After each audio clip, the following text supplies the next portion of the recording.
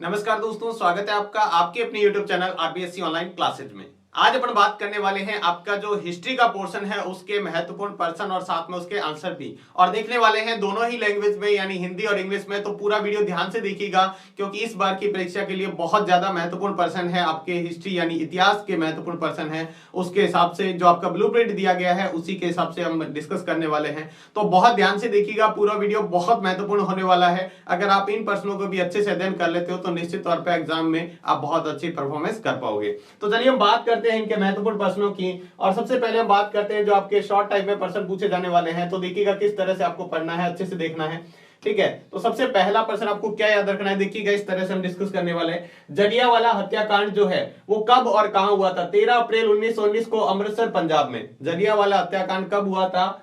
13 अप्रैल 1919 को कहां पर हुआ था? अमृतसर में। तो दोनों ही तरीके से प्रश्न पूछा जा सकता है। जलियांवाला जो मर्डर केस है वो कब हुआ था या फिर कहां हुआ था? दूसरा है दलित वर्ग एसोसिएशन का गठन किसने और कब किया? डॉक्टर अंबेडकर द्वारा 1930 में।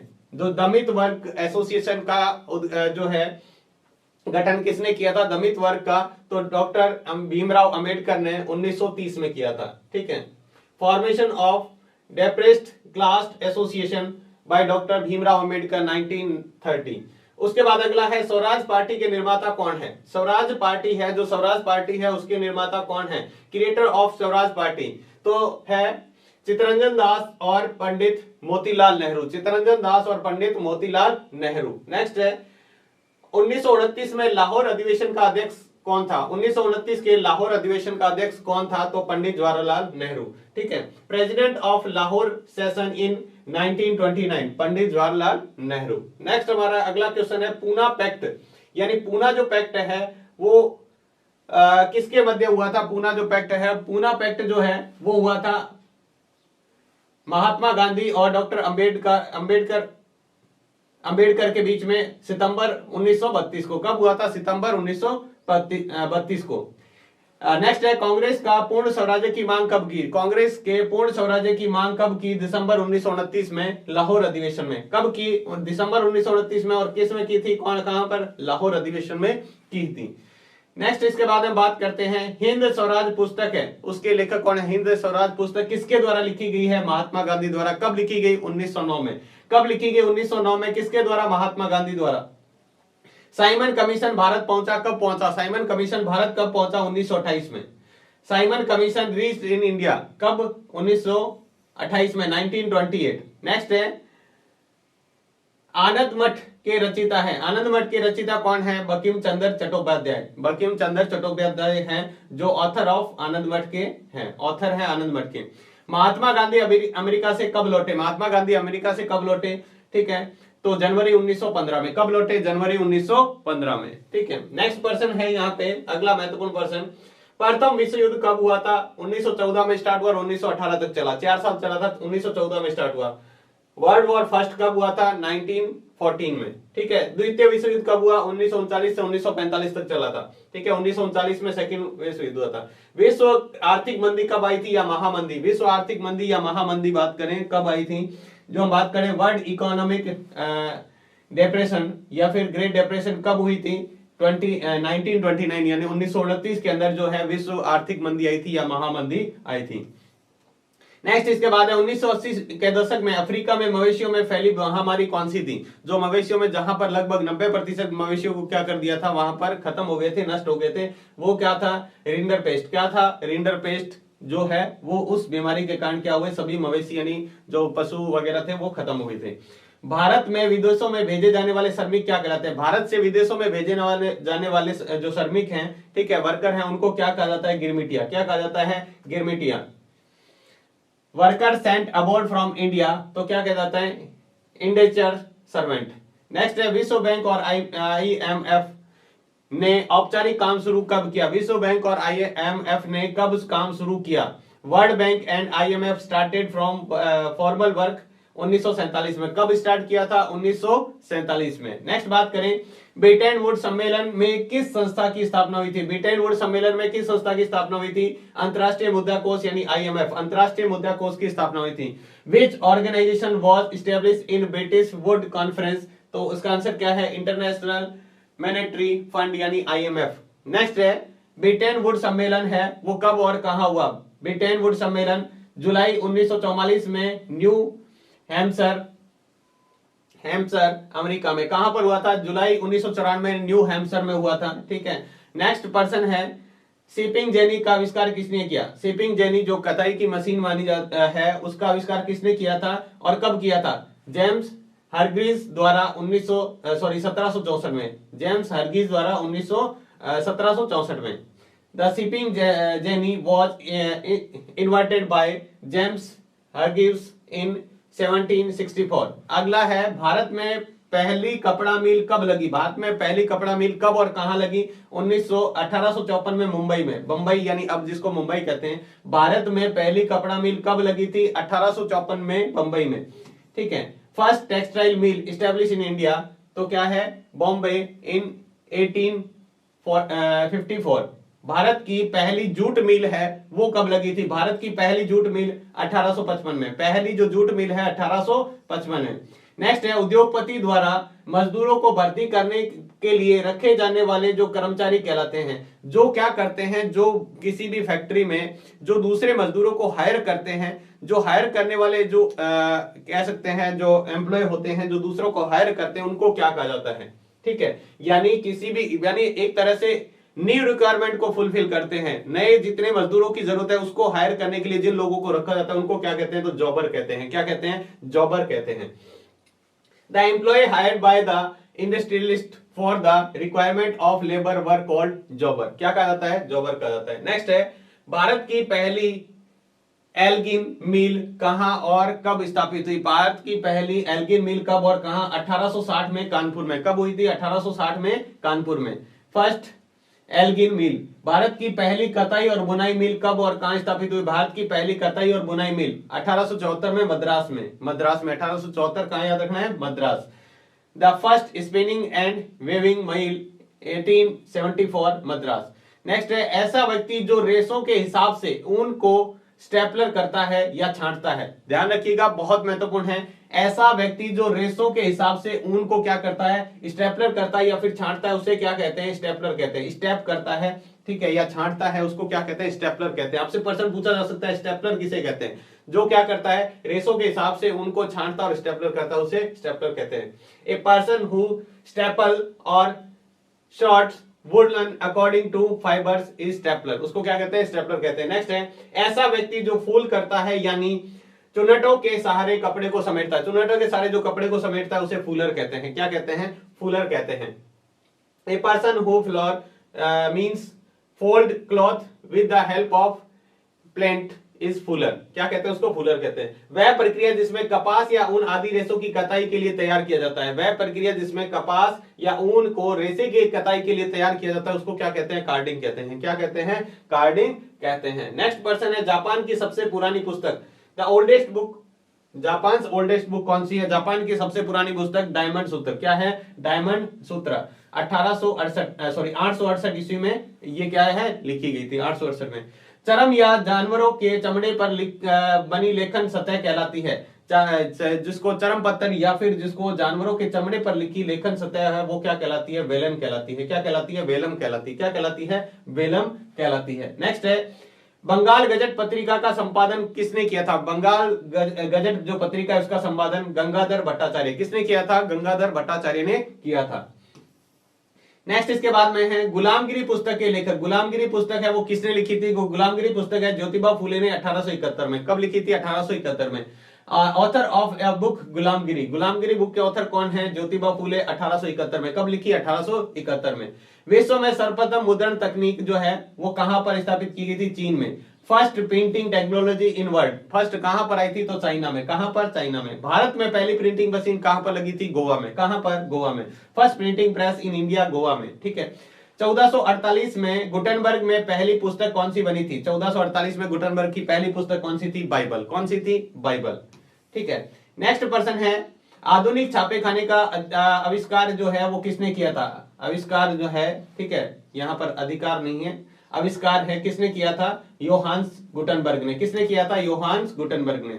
संवाद कौमुदी का प्रकाशन किसने किया था? संवाद कौमुदी का प्रकाशन राजा राम मोहन राय ने 1821 में। किसने किया था और कब किया था? संवाद कौमुदी का प्रकाशन राजा राम मोहन राय ने 1821 में। पब्लिकेशन ऑफ डायलॉग कौमुदी, ठीक है, तो किसने किया था? राजा राम मोहन राय ने 1821। गांधी इरविन समझौता कब हुआ था? 5 मार्च 1931 को। गांधी इरविन समझौता 5 मार्च 1931 को, गांधी इरविन पैक्ट जो है। 1929 का कांग्रेस अधिवेशन कहां हुआ था? लाहौर में। 1929 का कांग्रेस अधिवेशन कहां हुआ था? लाहौर में। Congress session in 1929 in Lahore. Next है जर्मन बलूत किसका प्रतीक है? जर्मन बलूत किसका प्रतीक है? बहादुरी का। Who symbol is a German oak, या किसका है? तो ब्रेवरी यानी बहादुरी का। इसके बाद में हमारे जो है 2-2 नंबर के पर्सन जो है और 3 नंबर के जो पूछे जाने वाले हैं, और हम बात करें 4 नंबर का जो भी आपके पर्सन आने वाला है, सेकंड चैप्टर में से आपके 4 नंबर का पूछा जाने वाला है, और फर्स्ट जो चैप्टर है उसमें से 3 नंबर का पूछा जाने वाला है। तो इसी को हम उसके अकॉर्डिंग पढ़ते हैं। तो सबसे पहला है रोमानीवाद क्या है? What is रोमानिटिज्म? रोमानिटिज्म क्या है? तो रोमानीवाद एक ऐसी संस्कृति आंदोलन था जो एक विशेष प्रकार की राष्ट्रीय भावना का विकास करना चाहता था। रोमानीवाद भावनाओं, अंतर्दृष्टि और रहस्यवादी भावनाओं पर जोर देता था। इसमें साझा सामूहिक विरासत की अनुभूति को, साझा सांस्कृतिक अतीत को राष्ट्र का आधार मानने का बल दिया। ठीक है, नेक्स्ट जो पर्सन है वो है निरंकुशवाद क्या है? What is absolutism? क्या होता है निरंकुशवाद? तो निरंकुशवाद ध्यान देखिएगा क्या होता है? ऐसी सरकार का शासन, ऐसी सरकार या शासन व्यवस्था जिसकी सत्ता पर किसी भी प्रकार का कोई अंकुश नहीं होता। ऐसी सरकार या शासन व्यवस्था जिसके ऊपर सत्ता का कोई भी किसी प्रकार का अंकुश नहीं होता। इतिहास में ऐसी राजशाही सरकारों को निरंकुश सरकार कहा जाता है। जो राजा का शासन होता है, जहां पर राजशाही शासन होता है, उसको निरंकुश सरकार कहा जाता है। जो अत्यंत केंद्रीकृत, सैन्य बल पर आधारित और दमनकारी सरकारें होती थी, वो क्या होती थी? अत्यंत केंद्रीकृत होती थी। ठीक है, सैन्य बल पर आधारित और दमनकारी होती थी। नेक्स्ट बात करते हैं रूढ़िवाद क्या है। ठीक है, रूढ़िवाद क्या होता है? ऐसा राजनीतिक दर्शन जो परंपरा, स्थापित संस्थाओं और रिवाजों पर जोर देता है और तेज बदलाव की बजाय क्रमिक और धीरे धीरे विकास को प्राथमिकता देता है। जो क्या करता है? ऐसा राजनीतिक दर्शन जो पारंपरिक तरीके से, ठीक है, स्थापित संस्थाओं द्वारा, जो संस्थाएं स्थापित है उनके द्वारा, और जो रिवाज हैं उनके ऊपर जोर देता है, और जो जल्दी बदलाव होते हैं, ठीक है, तेज बदलाव की बजाय वो क्या है? धीरे धीरे बदलाव पर क्या करता है? जोर देता है।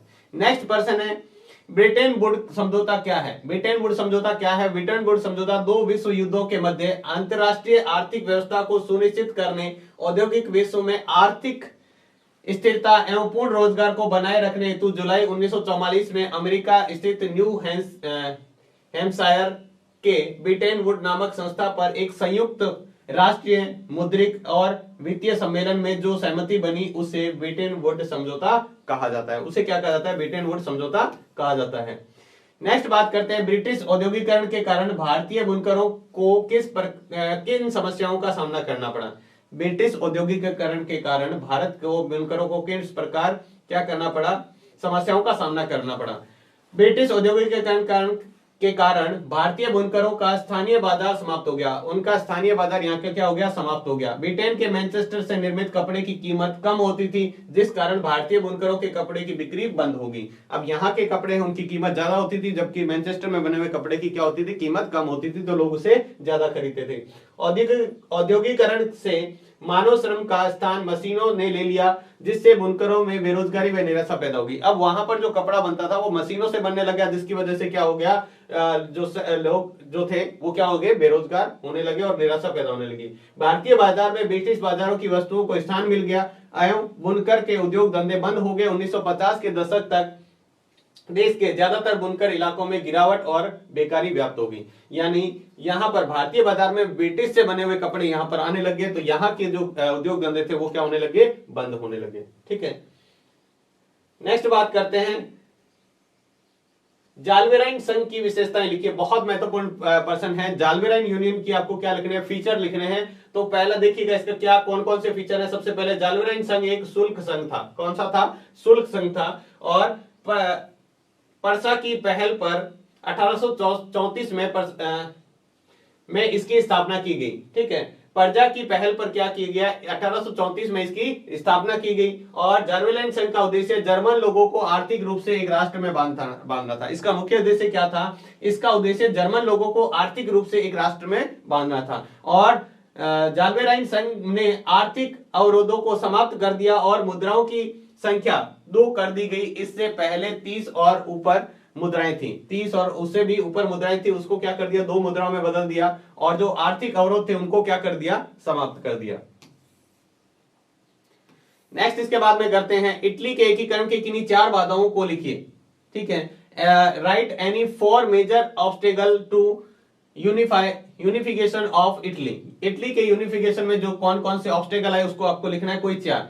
इटली में प्रतिक्रियावादी विदेश प्रभुत्व का होना एक प्रमुख बाधा थी।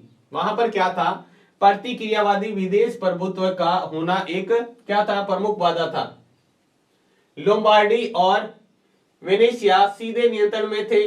मेडेना व टस्कनी पर ऑस्ट्रिया से संबंधित राजकुमारों का अधिकार था। ये तो सीधे इसके अंडर में थे, लेकिन जब ये 2 जगह मेडेना और टस्कनी है, इसके ऊपर क्या था, ऑस्ट्रिया का अधिकार था। ठीक है, नेक्स्ट है पोप अपने राज्य रोम पर अपनी सत्ता बनाए रखना चाहता था। पोप क्या था, वो अपने राज्य रोम पर क्या करना चाहता था, अपनी सत्ता बनाए रखना चाहता था। इटली मोटे तौर पर 3 राजनीतिक इकाइयों में विभक्त था। वो राजनीतिक तौर पर कितनी इकाइयों में, 3 इकाइयों में विभक्त था, जो एकीकरण में प्रमुख बाधा बनी। बाद में वो एकीकरण में क्या हुई, वो बाधा बनी।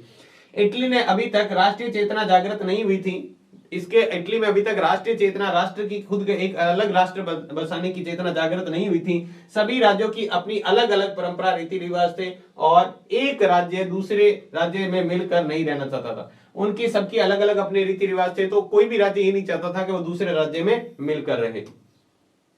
नेक्स्ट इसके बाद में बात करते हैं, निम्न को आपको संक्षिप्त श्रेणी लिखनी, संक्षिप्त टिप्पणी लिखनी है। आपको शॉर्ट नोट लिखना है आपको, किसके ऊपर, जलियांवाला हत्याकांड कब हुआ, क्या कहां हुआ, कैसे हुआ, वो आपको सारी डिटेल बतानी है। साइमन कमीशन पर आपको लिखना है, खिलाफत आंदोलन पर लिखना है, और रॉलेट एक्ट क्या है, ये भी बहुत महत्वपूर्ण है। चारों को बहुत अच्छे से ध्यान से पढ़िएगा ताकि हम इसको कर पाए। तो सबसे पहला जलियांवाला हत्याकांड। जलियांवाला बाग हत्याकांड 13 अप्रैल 1919 को हुआ था। कहां पर, बैसाखी के दिन हुआ था, रॉलेट एक्ट के विरोध में। ये जो रॉलेट एक्ट लागू किया गया था, जिसको काला कानून कहा जाता है, ठीक है, इसके क्या है, विरोध में ये किया गया था। अमृतसर के जलियांवाला बाग में एक सभा आयोजित की गई, जिसमें एकत्रित होने वाले स्त्री पुरुष बच्चे की संख्या 20,000 से भी क्या थी, ज्यादा थी। इसमें बहुत सारे लोग इकट्ठा हुए, बच्चे, महिलाएं, सारे इकट्ठे हुए। उसमें प्रवेश कर जनरल डायर ने एकत्रित भीड़ पर गोली चलाने का हुक्म दे दिया। इतनी भीड़ इकट्ठी हुई थी तो उसने क्या कर दिया, जनरल डायर ने अचानक ही उनके सभी के ऊपर गोलियां चलाने का क्या कर दिया, आदेश दे दिया। जब तक कि कारतूस खत्म नहीं होंगे गोलियां चलती रही। जब तक सारे कारतूस, सारी गोलियां खत्म नहीं, तब तक क्या हुआ, गोलियां बरसती रही। सरकार के अनुसार 379 व्यक्ति है जो मारे गए, 379 लोग मारे गए। ठीक है, जबकि कांग्रेस समिति के अनुसार मरने वालों की संख्या 1000 के लगभग थी। जबकि कांग्रेस एक समिति के अनुसार कितनी थी, 1000 से भी ज्यादा लोग मारे गए। साइमन कमीशन के बारे में करें तो भारत सरकार अधिनियम के कार्यों की समीक्षा करने के लिए ब्रिटिश सरकार ने 1927 में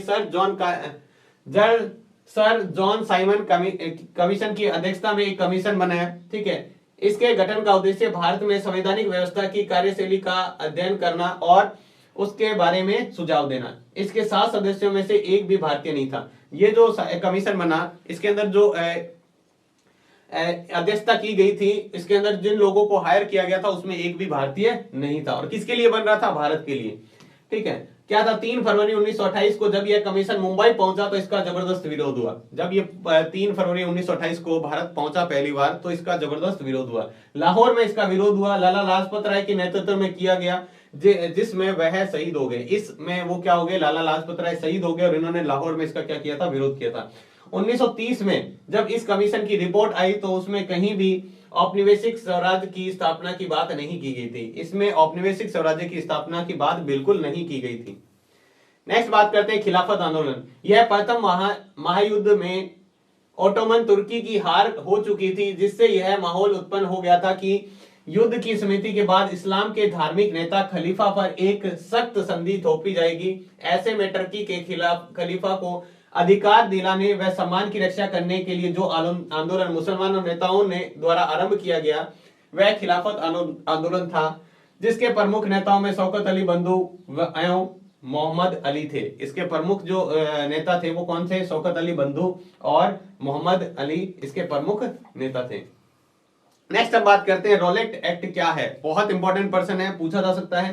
सन 1919 में गवर्नमेंट ऑफ इंडिया एक्ट लागू किया गया था, जिसमें एक और उत्तरदायी सरकार की स्थापना की गई, जबकि स्वराज्य नीति का स्पष्ट दृष्टिकोण नहीं था। स्वराज्य अपना स्वतंत्रता की कोई भी स्पष्ट बात नहीं कही गई थी, जिससे कांग्रेस नाराज नहीं थी, अपितु पूरे भारत में असंतोष का माहौल पैदा हो गया था। इससे नाराज तो नहीं थी, लेकिन पूरे भारत में क्या हो गया था? असंतोष का माहौल पैदा हो गया। ऐसे में ब्रिटिश सरकार डरी हुई थी, ठीक है, और नाराज कांग्रेसी, मतलब कांग्रेस भी नाराज थी और पूरे भारत में इसका असंतोष तो फैला हुआ ही था, ठीक है। तो भारत में न कोई आंदोलन आरंभ करने, इसलिए भारत में कोई इसके खिलाफ आंदोलन नहीं कर ले, इसलिए क्या किया? 21 मार्च 1919 को ब्रिटिश द्वारा एक रॉलेट एक्ट नाम कानून लागू किया गया, ठीक है। यह एक काला कानून था, जिसमें बिना मुकदमा चलाए किसी भी व्यक्ति या भारतीय को 2 वर्ष के लिए क्या किया जा सकता है? उसको सजा दी जा सकती है, कारावास दिया जा सकता है। बिना कोई कारण उससे, बिना कोई पूछताछ, बिना कोई मुकदमा चलाए सीधा इसको गिरफ्तार करके 2 साल के लिए जेल में डाला जा सकता था। संशय के आधार पर गिरफ्तार, किसी को भी ये संशय होता है, उनको लगता है कि हाँ ये आंदोलन कर सकता है, ये हमारे जो है खिलाफ जा रहा है, तो उसको पकड़कर उसमें डाला जा सकता है। और अपील करने की भी कोई भी अधिकार नहीं था, उसके खिलाफ कोई भी अपील नहीं कर सकता था। नेक्स्ट बात करें, उदारवादी राष्ट्र की विशेषताएं लिखिए। बहुत महत्वपूर्ण पर्सन है, उदारवादी राष्ट्र की जो है विशेषताएं लिखनी है आपको। कैरेक्टरिस्टिक ऑफ लिबरल नेशनलिज्म, तो कौन सा है? देखो, उदारवादी राष्ट्र का अभिप्राय था कि व्यक्ति के लिए स्वतंत्र तथा कानून के सामने सबकी बराबरी। यानी क्या होना चाहिए? व्यक्ति के लिए स्वतंत्रता तथा कानून के सामने सबकी बराबरी होनी चाहिए, यानी कानून के सामने और स्वतंत्रता के सामने सबकी बराबरी होनी चाहिए। इसके प्रमुख राजनीतिक और आर्थिक विशेषताएं निम्नलिखित थी।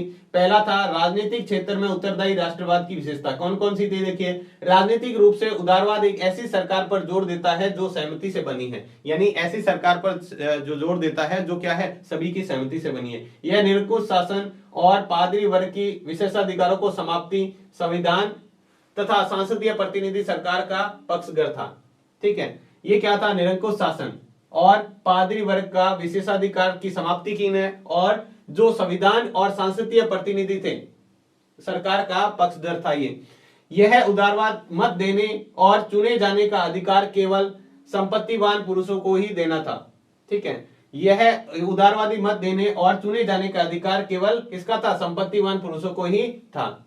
नेक्स्ट है आर्थिक क्षेत्र में उदारवादी राष्ट्र की विशेषता क्या थी? उदारवादी निजी संपत्ति के स्वामित्व को अनिवार्य कर देना चाहते थे। मतलब वो चाहते थे कि जिनकी जो संपत्ति है वो उसका स्वामित्व उसको निजी संपत्ति में देना, उसको अनिवार्य कर देना चाहता था। वस्तुओं और पूंजी के आयात निर्यात पर राज्य द्वारा लगाए गए नियंत्रणों को समाप्त कर देने पर बल दिया कि आयात निर्यात के लिए जो राज्य द्वारा जो कर लगाए जाते हैं, ठीक है, वस्तुओं और पूंजी के ऊपर, उसको क्या करना है? नियंत्रण में समाप्त कर देना इसका उद्देश्य था।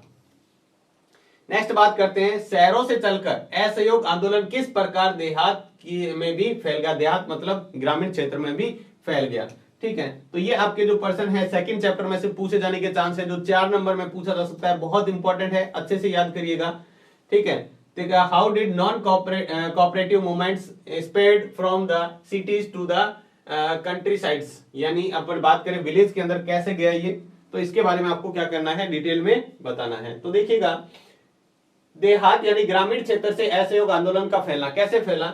शहरों से चलकर असहयोग आंदोलन देहात में भी फैल गया, यानी गांव में भी फैल गया। युद्ध के बाद देश के विभिन्न भागों में चले किसान व आदिवासी संघर्ष की इस आंदोलन में समा गए। जो किसान आंदोलन और आदिवासी आंदोलन थे वो भी इसमें समा गए। पहला क्या था? किसान संघर्ष को असहयोग आंदोलन में शामिल करना। जून 1920 में जवाहरलाल नेहरू ने अवध के गांव का दौरा किया, गांव वालों ने बातचीत की और उसकी व्यथा समझने का प्रयास किया। अक्टूबर तक जवाहरलाल नेहरू, बाबा रामचंद्र तथा कुछ अन्य लोगों के नेतृत्व में अवध किसान सभा का गठन किया गया और महीने भर में पूरे क्षेत्र में गांव में संगठन की 300 से ज्यादा शाखाएं बन चुकी थी। अगले वर्ष जब असहयोग आंदोलन शुरू हुआ तो कांग्रेस ने अवध के किसान संघर्ष के इस आंदोलन को भी क्या कर लिया? शामिल करने का प्रयास किया।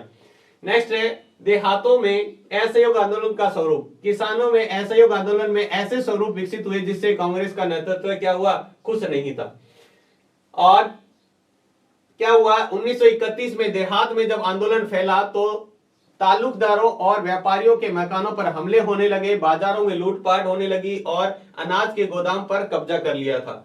बहुत सारे स्थानों पर स्थानीय नेता किसानों को समझा रहे थे कि गांधी जी ने ऐलान कर दिया है कि अब कोई लगान नहीं भोगेगा और जमीन गरीबों को बांट दी जाएगी। इस तरह महात्मा गांधी का नाम लेकर लोग अपनी सारी कार्रवाई और आशंकाओं को सही ठहरा रहे थे। आदिवासी किसानों ने महात्मा गांधी के संदेश और स्वराज्य के विचार का कुछ और ही मतलब निकाला और 1920 के दशक की शुरुआत में वहां गुरिल्ला आंदोलन फैला।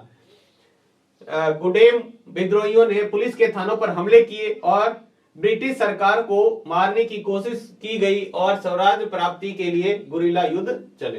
तो ये इसके अंदर आपको अच्छे से ध्यान में रखना है। नेक्स्ट हम बात करें प्रथम विश्व युद्ध के समय भारत का औद्योगिक उत्पादन क्यों बढ़ा। जब प्रथम विश्व युद्ध हुआ तो बाकी जगह तो उत्पादन घटा, लेकिन भारत में क्यों बढ़ा, इसका क्या कारण है। तो देखिएगा, प्रथम विश्व युद्ध के समय भारतीय औद्योगिक उत्पादन बढ़ने के एक निम्न कारण थे। 1914 से 1918 में जो प्रथम विश्व युद्ध चला था, होने के कारण ब्रिटेन का पूरा ध्यान युद्ध की तरफ चला गया और भारत को अपना देसी बाजार तैयार करने में अवसर मिल गया। तो ब्रिटेन ने अपना सारा का सारा क्या लगा दिया, अपना सारा का सारा ध्यान उस युद्ध पर लगा दिया और भारत को अवसर मिल गया कि वो अपने देसी बाजार को क्या करे, बढ़ा सके। युद्ध के समय औजारों और हथियारों की मांग बढ़ गई, जिससे भारतीय कारखानों का उत्पादन बढ़ा। अब उस समय क्या हुआ, जो हथियारों की, युद्ध के अंदर औजारों और हथियारों की ज्यादा जरूरत थी, जिसलिए भारत का कारखानों का क्या व्यापार बढ़ गया। युद्ध के कारण सरकार के द्वारा आवश्यक वस्तुओं की मांग होने लगी, जैसे कि फौज के लिए वर्दी, जूते, टेंट बनाने के लिए जूट की बोरियां और घोड़ों के लिए जीन आदि सामान, इससे भी क्या हुआ, उत्पादन बढ़ा। अब वहां की जरूरतें यहां से पूरी हो जाती तो यहाँ का उत्पादन बढ़ रहा था। अंग्रेज युद्ध में लग गए, जिससे भारतीयों ने अपने देश की आजाद कराने के लिए जिन स्वदेशी वस्तुओं की आवश्यकता होती थी उनका उत्पादन किया और जो उसके हित में था। अब यहाँ पर लोग उनका उत्पादन करने लगे जो यहाँ की आवश्यकताओं को पूरा करे। जो कारखाने थे दो पारियों में चलने लगे, क्योंकि युद्ध लंबे समय तक चला और वस्तुओं की मांग बढ़ी। अब कारखाने दोनों दो पारियों में चलने लगे, एक मॉर्निंग शिफ्ट और एक मतलब सुबह की शिफ्ट और एक नाइट की शिफ्ट, दो शिफ्ट में चलने लगा। ठीक है, क्योंकि युद्ध जो है बहुत लंबे समय तक चला। उत्पादन बढ़ाने के लिए श्रमिकों से भी अधिक काम करवाया जाता था, और उत्पादन बढ़ाने के लिए यहाँ क्या है, श्रमिकों से अधिक काम करवाया जाता था। इसके बाद में आपको यहाँ पर लिखना है, निम्न की संक्षिप्त टिप्पणी लिखिए। ठीक है, ज्यूसेppe मैत्सिनी कौन था उसके बारे में आपको बताना है। काउंट कैमिलो दा काबूर ये कौन था, इसके बारे में, काबूर है काउर, ये कौन था इसके बारे में बताना है। और गैरीबाल्डी कौन था इसके बारे में बताना है। तो देखिएगा, ज्यूसेppe मैत्सिनी जो था वो इटली का महान क्रांतिकारी था। कौन था, इटली का महान क्रांतिकारी। इसका जन्म 1807 में जेनोवा में हुआ था। यह कार्बोनारी नामक एक गुप्त संगठन का सदस्य बना, लेकिन लिंगुरिया क्रांति के समय इसे इसमें से निकाल दिया गया। 1931 में मार्सेई में यंग इटली व 1833 में बर्न में यंग यूरोप नामक संगठन बनाए इसने। मैसिनी का विश्वास था कि ईश्वर की इच्छा के अनुसार राष्ट्र ही क्या है, मनुष्य की प्राकृतिक इकाई है, अतः इटली के छोटे छोटे राज्य व प्रदेशों में बांटा नहीं जा सकता। ठीक है, मतलब पूरा राष्ट्र ही क्या है, एक इकाई है, इसको छोटे छोटे राज्यों मतलब प्रदेशों में नहीं बांटा जा सकता। मैसिनी ने इटली के एकीकरण को मुक्त कराने का आधार बताया। ठीक है, और राजतंत्र का विरोध किया और प्रजातंत्र गणतंत्र की स्थापना पर बल दिया। राजतंत्र को क्या किया, जो राजाओं का शासन था उसका विरोध किया, और प्रजातंत्र या गणतंत्र की जो स्थापना पर बल दिया। नेक्स्ट हम बात करते हैं इसके बाद में, जो था काउंट कैमिलो दे काबूर, उसका क्या था, यह है सार्डिनिया पोर्टमोन का क्या था, प्रधानमंत्री था। सार्डिनिया पोर्टमोन का प्रधानमंत्री था। इसके द्वारा इटली को एकीकृत करने वाले आंदोलन का नेतृत्व, इटली के एकीकरण में इसने क्या किया था, आंदोलन किया था इटली के एकीकरण। यह न तो क्रांतिकारी था और न ही जनतंत्र में विश्वास रखने वाला। इसी के प्रयासों से फ्रांस और सार्डिनिया पोर्टमोंट के बीच में कूटनीति संधि हुई, जिसे प्लामियर्स की संधि कहा जाता है। इस संधि के अनुसार फ्रांस ने ऑस्ट्रिया के विरुद्ध क्या किया, सार्डिनिया पोर्टलैंड को सैनिक सहायता देनी स्वीकार कर दी थी, और इसी कारण 1859 में क्या हुआ, सार्डिनिया पोर्टलैंड ऑस्ट्रिया की सेना को हराने में सफल हुआ। इस कारण काबूर ने इटली के एकीकरण में योगदान दिया, इसने इटली के एकीकरण में योगदान दिया। इसी के बाद बात करते हैं जो गैरीबाल्डी है, बहुत महत्वपूर्ण है। ठीक है, ज्यूसेppe गैरीबाल्डी इटली के मैसूर सेनानी थे। कौन थे, इटली के मैसूर सेनानी। इनका जन्म 1807 में और मृत्यु 1882 में हुई थी। यह स्वतंत्रता सैनिक का परिवार तटीय व्यापार किया करता था और व्यापारी नौसेना के नाविक थे। और इसके व्यापारी क्या थे? नौसेना के। 1833 में यंग इटली आंदोलन से जुड़े और 1834 में पोर्टमोंट में गणतंत्रीय विरोध के भाग लिया, लेकिन विद्रोह सफल न होने के कारण उन्हें दक्षिण अमेरिका जाना पड़ा। 1848 तक वहीं रहे, वापस 1848 तक दक्षिण अमेरिका में रहे। 1854 में इमैनुअल 11 का समर्थन करने और इतालवी राज्यों को जोड़ने का प्रयास किया। गैरिबाल्डी ने 1860 में हजारों लोगों के अभियान का नेतृत्व किया, ठीक है, और जिनकी संख्या 30,000 तक हो गई थी और रेड शर्ट्स के नाम से जानने लगे। ये इनको किस नाम से जानने लगे?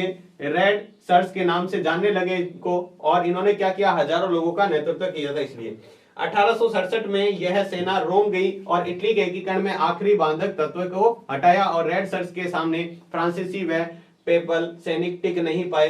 अंततः 1870 में पर्सा से युद्ध के समय फ्रांस ने रोम के सैनिकों को हटाया और पेपल राज्य इटली में शामिल किया गया तथा जिससे गैरिबाल्डी का अद्भुत योगदान था। वे अंत समय में कैप्टरेटा द्वीप चले गए, जहां 2 जून 1882 में इनकी क्या हो गई थी? मृत्यु हो गई थी। इनकी निस्बता वीरता के चर्चे इटली में आज भी प्रचलित हैं। नेक्स्ट हम बात करते हैं, निम्न को आपको परिभाषित करना है। आदि औद्योगिकरण या पूर्व औद्योगिकरण क्या होता है, ठीक है, और साथ में आपको बताना है फ्लाई शटल क्या होता है इसके बारे में। तो आदि औद्योगिकरण या पूर्व औद्योगिकरण का मतलब क्या है? देखिएगा, इंग्लैंड और यूरोप की फैक्ट्रियों में स्थापना से पहले, जो इंग्लैंड और यूरोप में जो फैक्ट्रियां स्थापित हुई थी, उससे पहले ही अंतरराष्ट्रीय बाजार के लिए बड़े पैमाने पर औद्योगिक उत्पादन होने लगा था। मतलब फैक्ट्रियों से पहले ही अंतरराष्ट्रीय व्यापार के लिए क्या होने लगा? बड़ा उत्पादन होने लगा। यह उत्पादन फैक्ट्रियों में नहीं होता था, जो फैक्ट्रियों में नहीं होता था। बहुत सारे इतिहासकार औद्योगिकरण के इस चरण को आदि औद्योगिकरण कहते हैं। बहुत सारे इतिहासकार जो हैं या जो है औद्योगिकरण को, इस औद्योगिकरण को क्या कहते हैं? आदि औद्योगिकरण या प्रोटो इंडस्ट्रियलाइजेशन का नाम देते हैं। प्रोटो इंडस्ट्रियलाइजेशन क्या होता है इसके बारे में आपको बताना है। देखिएगा, फ्लाई शटल क्या है? यह रस्सियों और पुलियों के जरिए चलने वाला एक यांत्रिक औजार है। रस्सियों और पुलियों के चलने वाला एक यांत्रिक औजार है जिसकी बुनाई के लिए इस्तेमाल किया जाने जिसको किसके लिए? बुनाई के लिए इस्तेमाल किया जाता है। यह 36 धागे यानी ताना को लंबत धागे बाना से पिरो देता है और फ्लाई शटल के आविष्कार से बुनकरों को बड़े कर गए चलाना और चौड़े अरज का कपड़ा बनाने में काफी मदद मिली। या जिससे बड़े कपड़े और जिन कपड़ों की चौड़ाई अधिक होती थी वो बनाने में इससे मदद मिली। नेक्स्ट इसके बाद में 2% है जो आपको अच्छे से करना है। इटली के एकीकरण को संक्षिप्त में समझाइए। इटली के एकीकरण को समझाना है। और एक और पर्सन है, निम्न को इसके ऊपर और संक्षिप्त लिखनी है। भारत छोड़ो आंदोलन, असहयोग आंदोलन और सविनय अवज्ञा आंदोलन। इनको आपको अच्छे से तैयार करना है। ये आपके हिस्ट्री के बहुत महत्वपूर्ण प्रश्न हैं। अगर आप इन प्रश्नों को अच्छे से तैयार कर लेते हो तो निश्चित तौर पे एग्जाम में इनमें से आपको प्रश्न देखने को मिल जाएगा। तो अच्छे से इनको तैयार कीजिएगा, ठीक है। और इनको करने के बाद में आप और भी पढ़ सकते हो। केवल इस पर डिपेंड होकर आप नहीं जा सकते। आप इससे अच्छे नंबर बना सकते हो लेकिन बहुत अच्छे नहीं बना सकते। अगर आपका टारगेट बहुत बड़ा है तो पर आप दूसरे प्रश्न भी तैयार कीजिएगा ताकि उससे आपका जो टारगेट है वो पूरा हो पाए। तो आज की वीडियो में बस इतना ही। मिलते हैं नेक्स्ट वीडियो में और दूसरे महत्वपूर्ण प्रश्नों के साथ में। तब तक के लिए धन्यवाद।